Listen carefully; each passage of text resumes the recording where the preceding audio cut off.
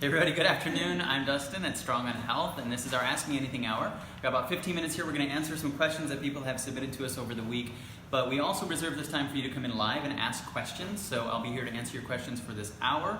But if you have questions right now, I will try to answer them if I can. If not, email them to info@strongonhealth, and we'll get to them one of the ones in the future. Today we are going to talk a little bit about a book called Get Lean After 40, and I did tag the Get Lean people in this because I would love to hear your responses and your feedback and get you in the conversation on this, because I have to read the book after reading some of the things that I've read online, and I'll get into that in a little bit. We're going to talk about allergies, we're going to talk about pet allergies, correlation and causation, collagen protein, and a product from General Mills that somebody submitted. So always send in your products if you have any questions about whether or not it's something that we would be eating here at Strong on Health. We'll tell you about it and why. So first of all, pet allergies. We had a follow up on that. We had people asking about pet allergies. So one of the things I want people to think about is your exposure time to things. And the more that you're being exposed to something, the more your body has to be able to respond and react to it. And one of the things we don't really think about is we're cohabitating with these animals. So you're always getting some level of exposure to whatever they're giving off. And there's going to become a threshold. If you aren't able to keep your body processing things that are coming into it out, and it starts to build up in your body, you're going to get to a point where your body's going to start giving you other signals to let you know that it's a problem.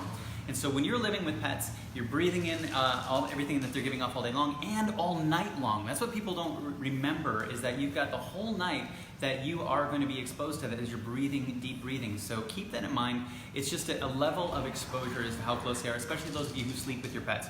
But I had a really interesting something mentioned. Somebody said, well, after I go and visit my mom's pet, actually my grandma's pet, my hands get dry.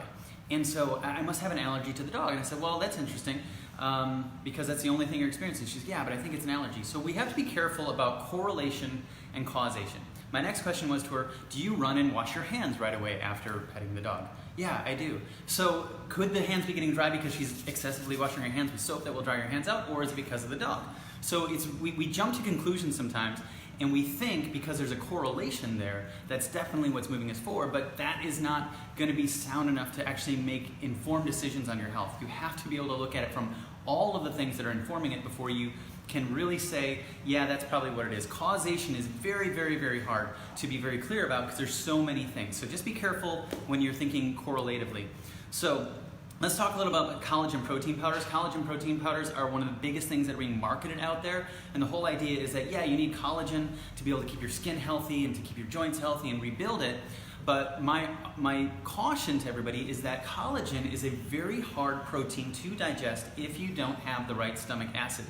And when we look at the fact that we've got billions of dollars of products being sold to help people with low acid problems or stomach acid problems, inability to digest things, putting something like a protein that is a collagen in there can actually be more of a problem if you can't digest it. If you get that undigested collagen protein going down into the lower part of your digestion where it's never meant to get to because you don't have enough stomach acid to digest it, that getting into the bloodstream can create a whole host of responses in the body that will create problems long term that you may not be able to see correlatively, but it's something that's building up over a long period of time that becomes an issue. So just make sure, if you're going to be doing that, be very careful to make sure that you can digest it, that you're not experiencing like burping, belching, bloating, any type of indigestion type things, and really think about what are the things that my body needs to make its own collagen. I would prefer that I'm giving myself the sulfur and the whole food vitamin C and the glycine and the little amino acids that your body needs to be able to make its own collagen, as opposed to taking in a collagen and expecting it to do the exact same thing in my body that I was doing in another body. So giving yourself the genuine building blocks is going to be way more important than taking it in that way. Yes, you will get those building blocks from it because you're going to get those amino acids if you break it down. You have to have pepsin to be able to break that collagen down. And pepsin is a very powerful enzyme, but it's only active when your stomach acid is really acidic, like a 2 to 3 on a pH scale. So before you start throwing a ton of collagen into the system, make sure that you're digesting it, and also making sure that you're eating in a state that you're relaxed. If you're working out and then you dump a bunch of collagen in there right away, you're still in fight or flight, so your body's not set up to digest it. Or if you take that collagen and then you go work out, you put a bunch of protein into your stomach and then you go into fight or flight. You're not going to digest it. So be very respectful of how your body needs to be set up to be able to digest these things before you put it in there. Okay, so there's a product called Autumn's Gold Grain-Free Granola Bars by General Mills. I don't know if you guys know this, but about 10 years ago, General Mills was under a huge amount of fire for all the tons of sugary cereals that they're dumping out there. They're saying that they're trying to kill kids, so maybe this is a great response. It was Huffington Post words, not mine. So this is actually a pretty good product that they've come out with, hopefully in response to that. The ingredients are almonds, pecans, awesome, huge fan of almonds, pecans. There's also pumpkin seeds, there is some sea salt in there. That's great. Two things I would caution about that if you look on here. The ratio between the sugar and the fiber can be concerning. There's 6 grams of sugar for 3 grams of fiber. If you're going to be looking at something like that, try to make sure that the fiber is going to outnumber the sugar. When you're looking at those ratios, you know that you might be getting more sugar than your body can handle at once, and that fiber is needed to be able to slow down the way that it processes in your body so that it's not jumping into the bloodstream and creating a spike in insulin. So that might be a little too much sugar, even though they are using maple syrup and honey as their sugar sources, which again are whole food sources. I'm a much bigger fan of that. I think there's a lot of benefits to having a good maple syrup in your life and a good honey in your life, but in the appropriate amounts. And my other question would be sourcing. None of this is touted as organic until you get down to the organic unrefined coconut oil, which is great. They're proudly stating that one, but the rest of them aren't. So we don't know that it's going to be the best quality. So is this something that I would eat? Probably in a pinch. Is it something I would put into my life every day? Probably not. Okay, so finally, oh yeah, 2 more things. Hormones. So many things happening with hormones and so many stories that have people coming in going, I need to go see this person and I need to do this 12-week intensive $8,000 deal to get my hormones set. You have a lot more control over your hormones than you realize, and your diet plays a huge role in how your hormones are going to be working in your body. And so this whole book is basically based on the fact that there are massive hormonal changes in people after the age of 40. It says dramatic hormonal shift after 40. Well, my pushback on that a little bit is that there's a lot of those factors that have been occurring over 40 years that are contributing to that. So some people are going to start to experience a massive decline and a big change in their hormones after 40, and those people who have been taking care and being good probably are not. But it is really important to be respectful of what's happening hormonally and why it's happening. So stress is going to be something that is going to drive people to an earlier onset of what they would call andropause for men or menopause for women, because your adrenal glands are really important in helping keeping your hormones going. And there's so many micronutrients that have to be in the equation that are sadly missing from the American diet that are going to support hormone production. So instead of just saying, you know what, you can't, and these guys, what I'm a little bit concerned is that they're saying you shouldn't do keto, you shouldn't do paleo, you shouldn't do these things.